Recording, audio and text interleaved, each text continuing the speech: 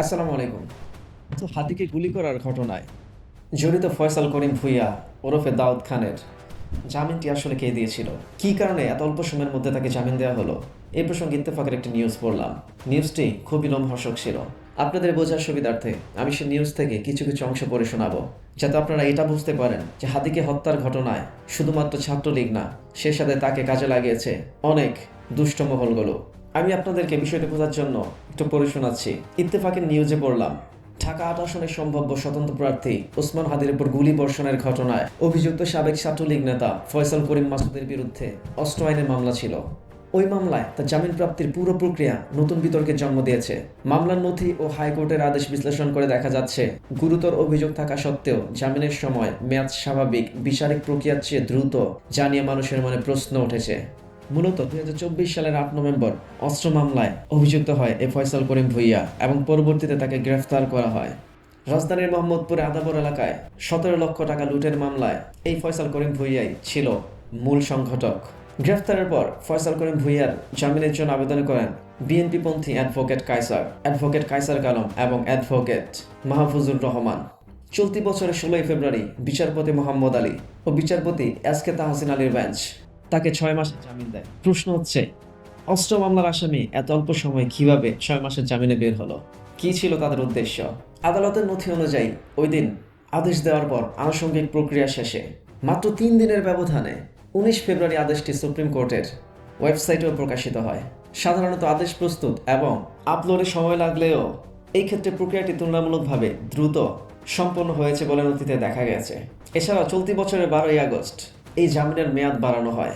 বিচারপতি মোহাম্মদ আলী এবং বিচারপতি ইউসুফ আবদুল্লাহ সুমনের বেঞ্চ নতুন করে ১ বছরের জামিন মঞ্জুর করে। এতে সহজেই বোঝা যাচ্ছে, অস্ত্র আইনের জামিনের মামলায় প্রথমত ৬ মাস এবং পরবর্তীতে নতুন করে ১ বছরের জামিন মঞ্জুর করা হয়। তার মানে একজন অস্ত্র আইনের মামলায় একজন আসামি টানা ১.৫ বছর জামিনে মুক্তি পেয়ে ঘোরার সুযোগ পেয়ে যায়।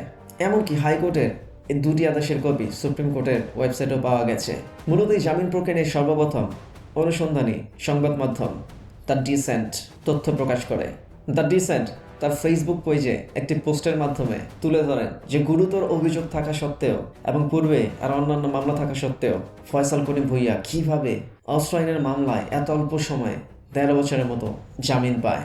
এই সংবাদ মাধ্যমটি এও দাবি করেন, হাদির ওপর গুলি করে যে আসামি ফয়সাল করিম ভূঁইয়া ইনকিলাব কালচারাল সেন্টারে গিয়েও ওসমান হাদির সাথে সময় কাটায় এবং হাদি ভাইয়ের পাশে বসেই নাকি আলোচনা শুনছিল।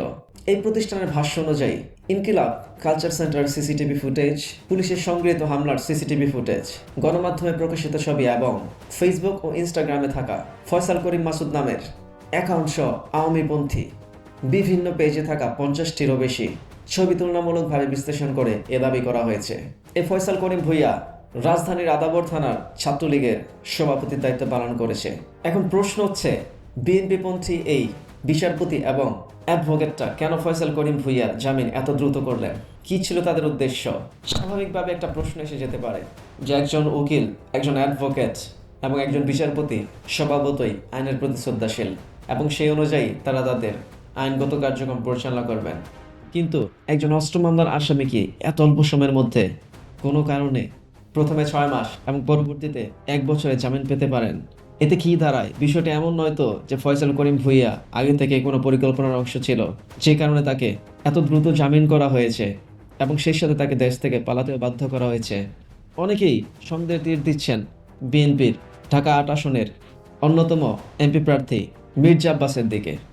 অনেকেই ভাবছেন হয়তো মির্জা আব্বাসই এর পেছনে জড়িত, আবার অনেকে এটাও ভাবছেন এর পেছনে ভারতীয় গোয়েন্দা সংস্থা র অথবা তাদের পোষা আওয়ামী লীগের চালের একটি অংশ। সত্যি বলতে গেলে এদেশের রাজনীতি বোঝা বড়ই দায়। এদেশের রাজনীতি বোঝা খুবই কঠিন কাজ। আমরা আসলেই জানি না এই ঘটনার মূলে কারা কারা জড়িত, তবে সন্দেহের তীর অনেকের দিকেই ছোড়া সম্ভব। ওসমান হাদির মতো যেন আর কেউ এরকম আক্রমণের শিকার না হয়, আমাদের থাকতে হবে সচেতন। আমাদের সবসময় ন্যায়ের পক্ষে থাকতে হবে। ইনকিলাব জিন্দাবাদ।